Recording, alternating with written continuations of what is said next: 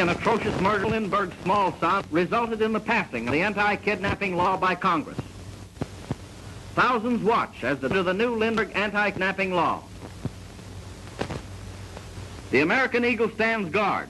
Entry to the courtroom was gained by pass only, and even a pass did not make you immune to a good frisking. The defendant entering the courtroom has an electing effect on the spectators. The air is charged with excitement. First in the foreground is George Kelly, next Albert Bates, and the elusive Harvey J. Bailey. Move over there, Armand. That's Armand Shannon. Next, his father. Then Ora Shannon, Catherine Kelly's mother. And here is Catherine Kelly. Hear ye, hear ye. The United States Court for the Western District of Oklahoma is now in session. The following scenes are based on the sworn testimony given at the trial. The home of Catherine Kelly in Fort Worth, where no doubt the Urschel kidnap plot was first conceived. The first step was the purchase of a machine gun at this pawn shop in Fort Worth, Texas on February 20th, 1933. This is Catherine Kelly, who, according to testimony, purchased this machine gun for $250 cash. This is the machine gun, presented as evidence by Prosecutor Hyde. The story now picks up the trail of the Kellys on July 22nd at the Stratford, Oklahoma farm of her grandparents, accompanied by Albert Bates. At the noonday meal, Kelly remarked, "There's more than likely to be a kidnapping in Oklahoma City tonight." And sure enough, Kelly was right. That night, from his home in the exclusive residential district, Charles F. Urschel, millionaire oil man of Oklahoma City, was abducted. Through this door, leading to the sun porch, where the Urschels and two friends were playing a final rubber of bridge, entered two sinister figures. Don't move. Don't move or we'll blow your heads off. We want Urschel. Which one is Urschel? Which one is Urschel? Well then, we'll take them both.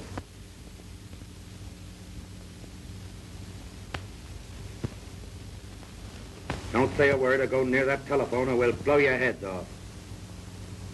About an hour after identifying themselves, Urschel's friend was released on a lonely road with instructions to keep his mouth shut if he wanted to help Urschel. They then blindfolded Urschel. He was told not to hear or see anything on the trip or they would kill him. About 2 hours after leaving Oklahoma City, the kidnappers arrived at this farm, where Urschel was transferred to a larger car. After Grandma Coleman demanded, "Get that kidnapped man off my farm," they departed, followed by Catherine Kelly to clear the way at the Shannon farm near Paradise, Texas. The main street of the little town of Paradise, Texas, near where R.G. Shannon, known as Boss, on account of his political activities, had lived for more than 30 years. The trail to the Shannon farm was blazed as shown by these painted posts. The afternoon of July 23rd, the kidnappers arrived at the Shannon farm. Urschel was kept in this garage until after dark. Here you see the farm home of Armand Shannon, son of R.G. Shannon, to which Urschel was transferred Monday night. What a lonely, secluded spot this is, but the kidnappers did not reckon with the intelligence of their victim and the thoroughness of the United States Bureau of Investigation. They placed their victim in the small room at the right, where he was held captive in the manner shown. He noted the regular daily passage of an airplane. He noted that it rained on a certain day. He heard Armand Shannon nicknamed Potatoes. He heard the name of the rural postman. These clues were followed up later by federal agents with the result that mail plane schedules indicated Paradise, Texas, which was further verified by rainfall records. Investigation in Paradise located postman, and here they also learned that Armand Shannon's nickname was Potatoes. One of the clever things which Urschel did, and which later aided in the conviction of the kidnappers, was to leave his fingerprints wherever possible. Urschel was allowed to write his first communication, in which he said, "My personal funds are very low, and if the estate funds have to be touched to pay the ransom, just forget about it. Let it go. It will be all right with me." But after reading the note, the kidnappers said, "No, that won't do. We'll tell you what we want you to write. Now write this. Dear John, you undoubtedly know about my predicament. If Arthur has returned, please deliver the enclosed letter to him, otherwise to Kirkpatrick. Deliver in person and do not communicate by telephone.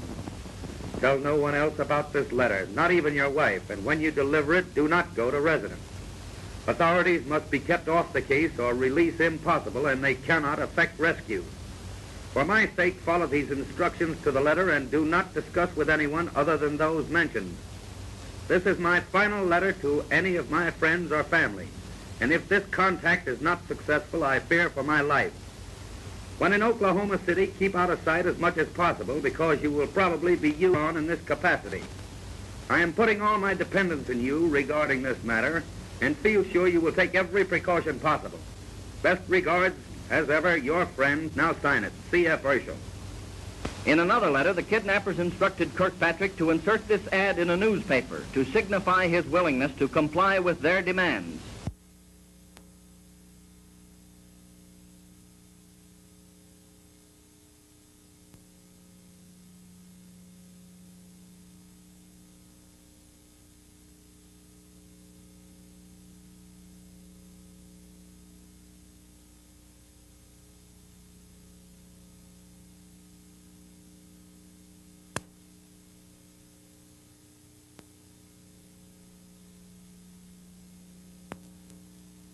Mr. E.E. Kirkpatrick, Oklahoma City, Oklahoma, sir. In view of the fact that you have had the ad inserted as per our instructions, we gather that you are now prepared to meet our ultimatum.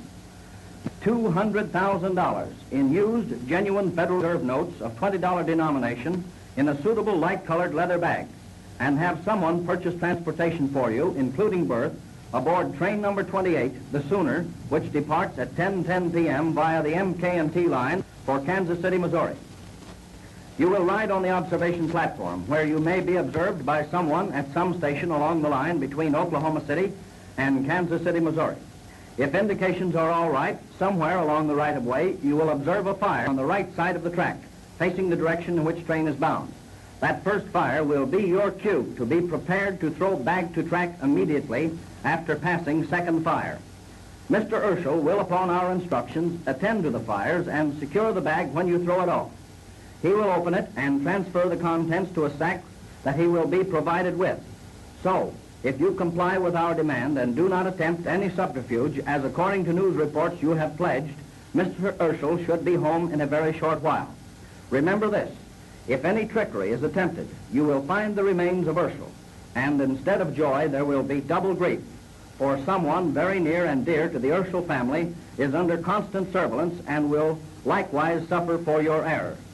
If there is the slightest hitch in these plans for any reason whatsoever, not your fault, you will proceed on into Kansas City, Missouri, and register at the Mulebach Hotel under the name of E.E. Kincaid of Little Rock, Arkansas, and await further instructions there. However, there should not be if you comply with these simple directions. The main thing to do, not divulge the contents of this letter to any law authorities, for we have no intention of further communication. You are to make this trip Saturday, July 29, 1933. Kirkpatrick, who delivered the $200,000 ransom July 30th in Kansas City to a man later identified as Kelly. Urschel was released at this spot near Norman, Oklahoma. Walking to this barbecue stand, he called a cab to take him home. This list of the serial numbers of the 10,000 $20 bills delivered as ransom furnished the clue which led to the arrest of the first suspects, 3 men in St. Paul, Minnesota, on August 8th. Following clues obtained from the close observations of Urschel, a small army of special agents and peace officers swooped down at daybreak on August 12th on the home of R.G. Boss Shannon near Paradise, Texas, the remote and secluded hideout of the kidnappers. The net closed in on Catherine Kelly's mother, Mrs. Ora Shannon, her husband, Boss Shannon, his son, Armin, and the notorious Harvey Bailey, who was captured while sleeping on a cot in the yard. Bailey was armed with a young arsenal, and on his person, agents found $700 of the Urschel ransom money. Bailey and the Shannons were placed in the Dallas County Jail. At this prison, the Kansas State Penitentiary, Bailey and 10 other convicts staged a sensational escape on Memorial Day. Here is the spot where Bailey and his comrades went over the wall in their dash for freedom. Bailey chose another holiday, Labor Day, to make a daring escape from the death cell in the Dallas County Jail. With the aid of a jailer and an outsider, Bailey secured saw blades and a pistol. Selecting a time when everything was favorable, he succeeded in gaining his freedom. Taking a jailer with him and forcing him to secure his car from a nearby garage, he started his mad dash. He eluded officers until he reached Ardmore, Oklahoma. There's Bailey now, getting gas. He sees the officers at the same time they spot him. Around he swings and heads in the opposite direction, with a good lead over the officers who were going 7 miles an hour. Back they come, and a thrilling chase through the busy streets of Ardmore has begun.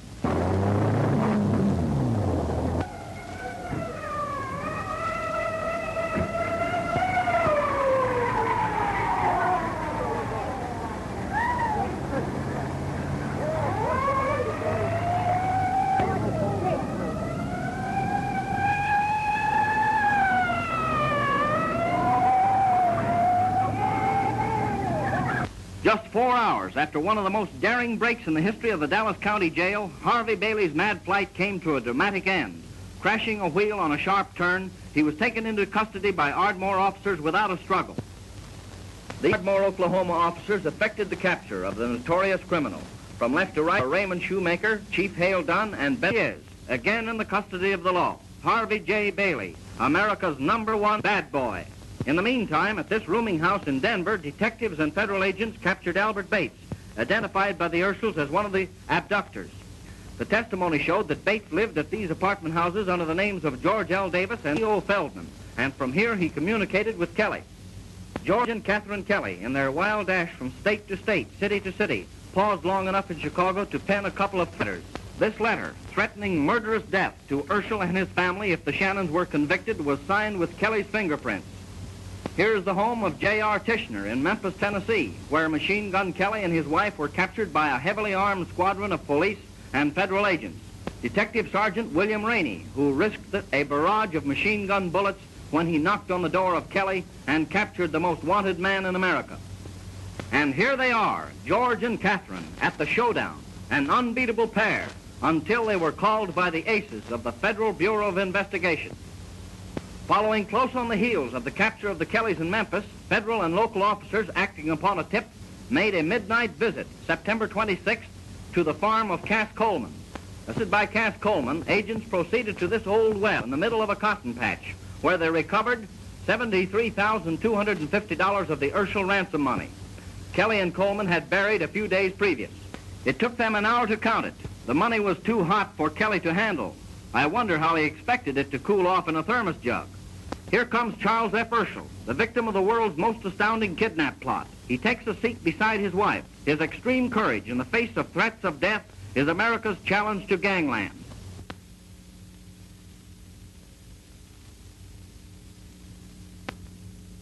The trial is over, and the jury has reached a verdict. Thus, Uncle Sam rolled up his sleeves and dealt gangland a swift, decisive blow. Judge Edgar F. Vaught. The defendants, Albert L. Bates, Harvey J. Bailey, R.G. Shannon, Ora L. Shannon, Armand Crawford Shannon, Edward Berman, and Clifford Skelly will please stand.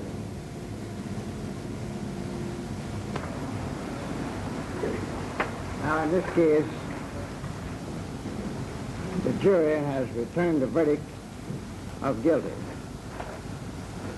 The court is of the opinion that this verdict is fully sustained by the evidence.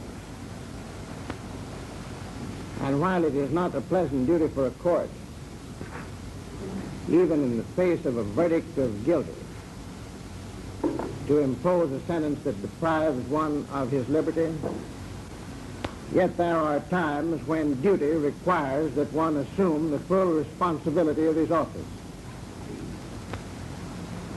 There are some things that I might call to your attention this morning. Something is more at stake in the trial of this case than the mere punishment. No smoking in the courtroom, please. Something is more at stake than the mere punishment for the crime that's been committed in this case. The question before the American people today is whether or not crime will be recognized as an occupation or a profession, or whether the people will enforce the laws of this nation as they are written. So far as this court is concerned, it's his purpose to try to enforce the laws as they are written. It's therefore the judgment of this court that Albert L. Bates be sentenced to the federal penitentiary for the term of his natural life. It's the judgment of this court that Harvey J. Bailey be sentenced to the federal penitentiary for the term of his natural life. It's the judgment of this court that R.G. Shannon be sentenced to the federal penitentiary for the term of his natural life. Judgment of this court that Ora L. Shannon be sentenced to the federal penitentiary for the term of her natural life. It's the judgment of this court that Armand Shannon be sentenced to the federal penitentiary for a period of 10 years. But that sentence will be suspended during good behavior, and you will be paroled to Mr. Birch, the attorney, one of the attorneys who represented you. And he, for 10 years, will make a report to this court once every 6 months as to your conduct. If your conduct is what it should be and you violate no laws, either state or federal, this parole will be considered. Otherwise, you're in the jurisdiction of this court, and you may be called in to serve this sentence at such time as the court may direct.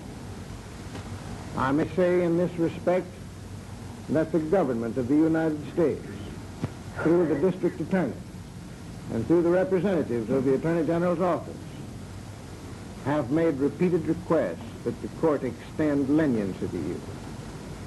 I might further add that this request has been made by every member of the jury that found you guilty.